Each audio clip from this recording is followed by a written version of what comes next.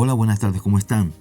Me presento, mi nombre es James Atacho, yo soy docente de la Corporación Educativa CIES, ubicada en la ciudad de Bogotá. En este momento me dispongo a iniciar el curso de Atención Emergente a pacientes con alteraciones de la salud mental, también conocido con el nombre de Código Verde. El objetivo de este curso es poder proporcionar los conocimientos científicos y herramientas a todos los profesionales que decidieron participar el día de hoy, hacer acto de presencia, y puedan conocer más sobre cuál es la conducta que se debe seguir ante un paciente con alteración de la salud mental o pacientes psiquiátricos también conocidos. De tal manera que podamos ayudarle en su terapéutica sin agredirlo más de lo que él ya puede estar agredido. Por tal motivo les doy la bienvenida a todos y espero que disfruten el curso y al finalizar haremos las preguntas y respuestas. El Código Verde es iniciado hace años en países anglosajones y países europeos. También fue llamado en su momento como código tarjeta blanca o tarjeta amarilla, dependiendo del país y la institución por el protocolo que se dejen llevar. Él se crea con el objetivo de poder identificar, prevenir y controlar aquellas situaciones que crean violencia en pacientes que se pueden autoagredir o sentirse agredidos por otros. De tal manera que todos los profesionales de la salud, enfermeros, médicos, paramédicos, personal de seguridad, personal administrativo, manejen la situación en el menor tiempo posible para poder aplacar la crisis y salvaguardar la integridad de todo el personal sanitario y de terceros.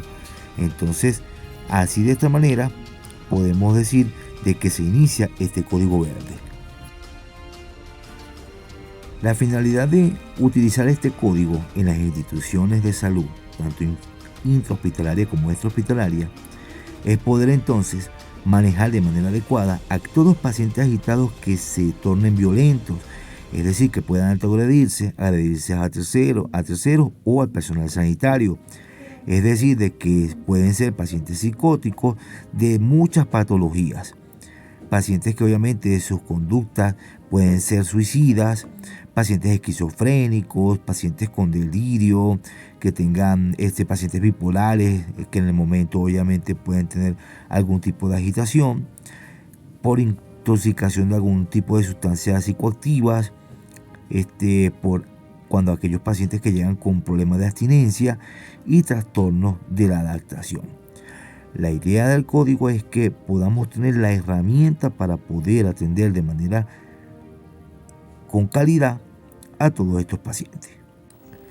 Siguiendo ese mismo orden de idea, vamos a definir qué es una urgencia psiquiátrica. Entonces, según la literatura dice que es aquella alteración o situación en la que una serie de síntomas psicopatológicos o un trastorno de la conducta son percibidos como perturbadores o amenazantes para el propio individuo, la familia u otras instancias sociales, lo que puede conllevar a una solicitud de atención inmediata por parte del personal calificado. ¿Cuándo se presenta una urgencia psiquiátrica? Esta suele presentarse como un estado agudo de síndromes o de síntomas psiquiátricos que obviamente en ellas podemos incluir el pánico, la depresión, la ansiedad, la inhibición a ciertos tipos de sustancias, es decir, en el estado de abstinencia. También obviamente puede manifestarse un alto grado de falta de estructuración, lo que obviamente crea un pensamiento autodestructivo, en donde pueda haber algún tipo de alucinaciones que pueden conllevar o representar una conducta de riesgo para el mismo paciente o para la gente que lo rodea. Definamos en este momento qué es una agitación psicomotriz, que es la principal causa por la cual se activa un código verde.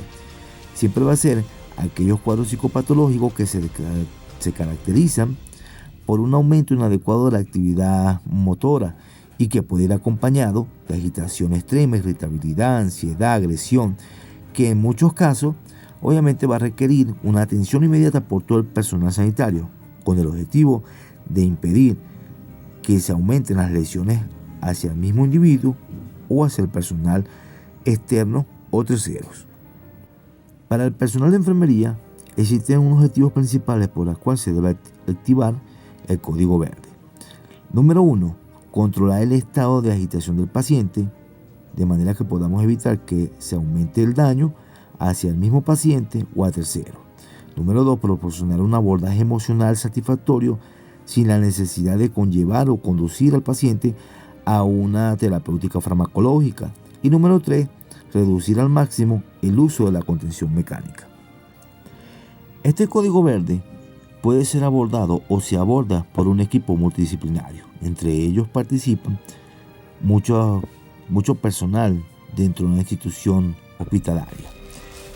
Debemos decir entonces que cada uno tiene sus propias funciones, desde el médico, quien va a ser el encargado de poder abordar al paciente desde el punto de vista farmacológico, decidir qué cantidad de administración de medicamento, el medicamento a elegir y la aplicación del mismo, es decir, la vía por la cual se va a administrar, y autorizar la contención mecánica si en verdad la requiere el paciente.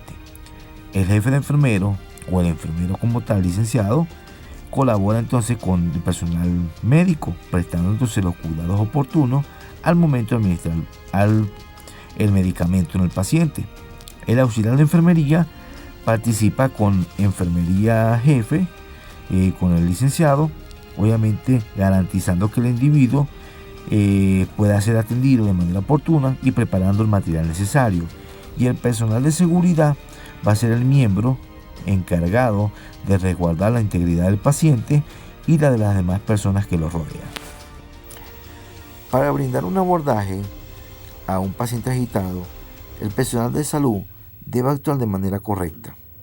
Es decir, de que debe saber diferenciar el origen de esta agitación, la cual puede ser de origen psiquiátrica o de origen orgánica, y para poder llevar al diagnóstico asertivo deben observar los signos y síntomas que ellos presentan para saber diferenciar el origen de la agitación. A continuación les voy a enseñar un cuadro en donde nos va a permitir poder hacer una diferencia entre la agitación de carácter psiquiátrica y la de carácter orgánica.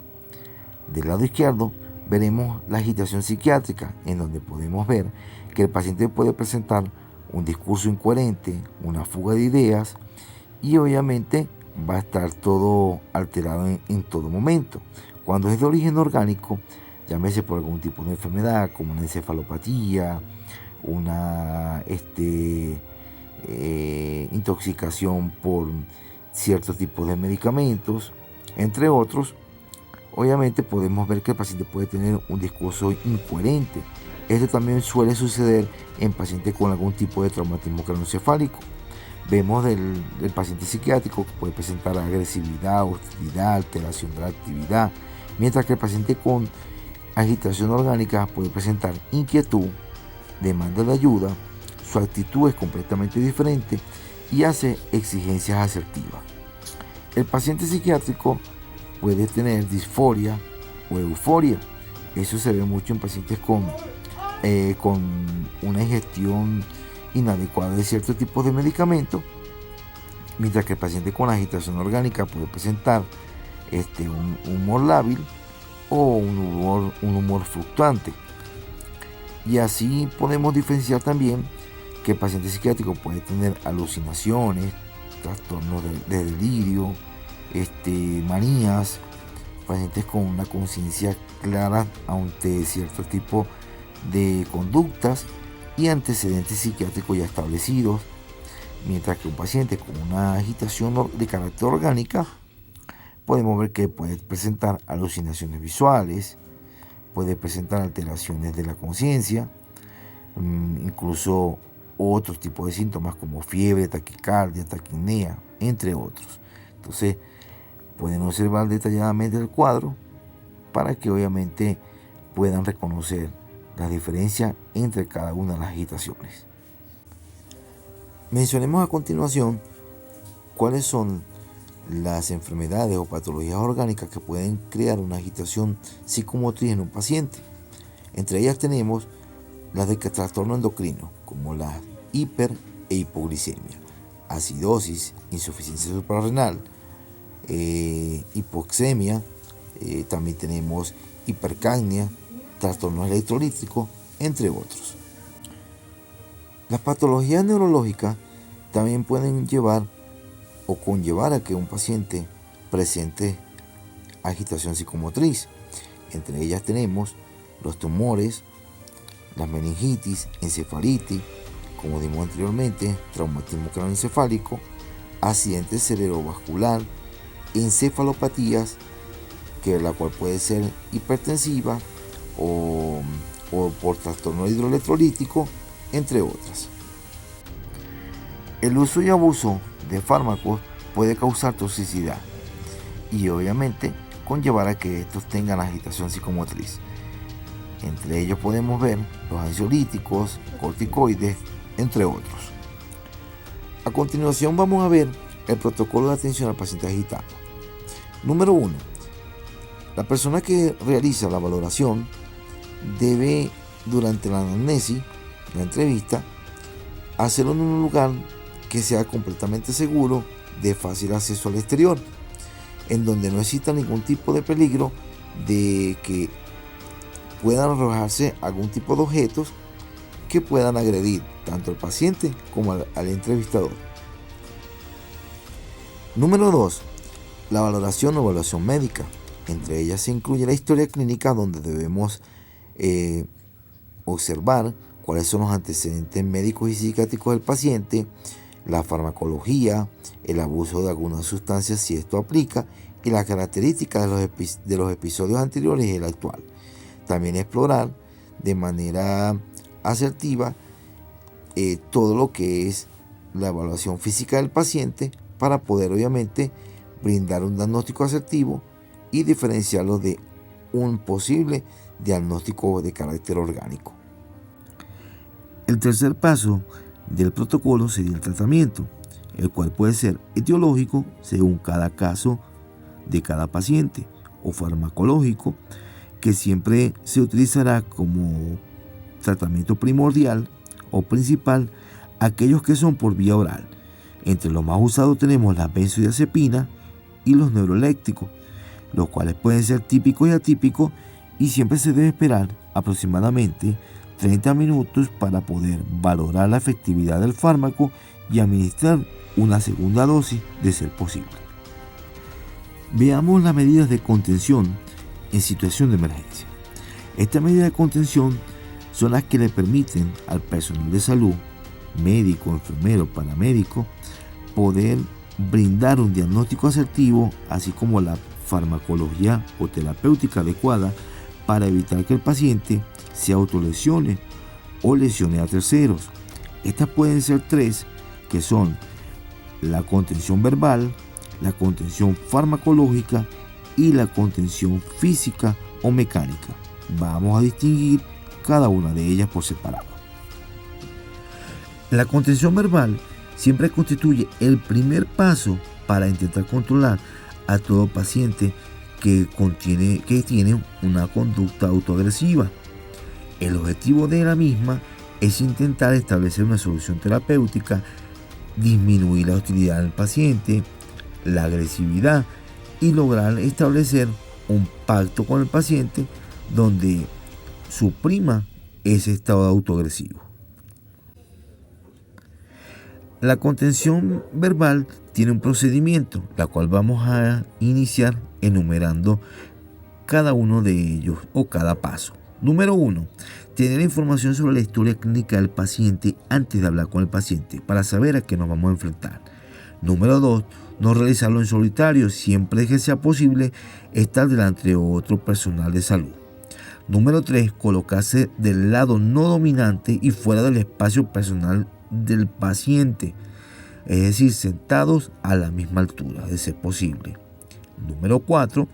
Asegurarse siempre una vía de salida accesible, siempre estando el profesional más cerca de la puerta en lo posible, por si de repente el paciente no le ha funcionado esta contención verbal y existe un peligro inminente para el personal evaluador. Número 5. No realizar gestos que sean amenazantes, ni provocativos, ni defensivos, siempre evitar gestos bruscos y espontáneos que puedan hacer creer al paciente de que le estamos retando. Número 6. No se debe mirar de manera directa y continua al paciente en todo momento, ya que provocaría aumento de la hostilidad, pero siempre se debe recordar que debemos evitar los signos de miedo y debilidad ante todo paciente. Número 7. Tener una actitud abierta, tranquila, siempre invitando al diálogo al paciente y sabiendo de que se va a respetar la privacidad. Número 8. Se debe siempre mantener la entrevista con un tono de voz suave, relajado y seguro, sin elevar la voz. Número 9. Responder de forma tranquila y nunca con la misma hostilidad que pueda presentar el paciente. Número 10. Escuchar al paciente con calma sin interrumpir su discurso. Número 11. Ser flexible durante el diálogo, pero con límites bien esclarecidos. Y número 12. Evitar los juicios acerca de lo que debería o no debería hacer el paciente. Hablemos de la contención farmacológica. La medida de contención farmacológica es aquella que se va a aplicar cuando las medidas de contención verbal fueron infructuosas, es decir, que no fueron efectivas. Se hace una elección de un fármaco, una vía, una dosis, de acuerdo a los objetivos que se desean lograr y de acuerdo al diagnóstico que se ha obtenido del paciente. El procedimiento para activar la contención farmacológica va a depender de acuerdo al proceso del paciente agitado, el cual puede ser varios. Tenemos la deprivación, es decir, cuando el paciente no ha consumido estas abstinencias por algún tipo de medicamento como las benzodiazepinas, los opioides, el alcohol, entre otros. En este tipo de paciente se administra el diazepam, el clonazepam o lorazepam. Si existe un déficit cognitivo o una demencia, entonces se debe tratar obviamente la causa desencadenante de agitación, es decir, que puede ser el dolor, la sed o en este caso puede haber un tipo de infección. Y si existe, puede existir obviamente la posibilidad de dar una sedación con benzodiazepina y se utilizaría en este caso el clonazepam. Dentro del uso de la contención farmacológica también tenemos la crisis de ansiedad. Allí se puede utilizar alprazolam o lorazepam, que puede ser por vía oral o sublingual, y el clonazepam diazepam puede ser por vía intramuscular. Cuando existen cuadros psicóticos, entonces se utilizan medicamentos como el haloperidol o la levopromaxina, también conocido como Sinovac. En caso de pacientes con riesgo suicida, los medicamentos a elección serían levopromaxina, diazepam o el transilium. En caso de pacientes por intoxicaciones, tenemos el uso de medicamentos como benzodiazepina, los opioides, es decir, la naloxona.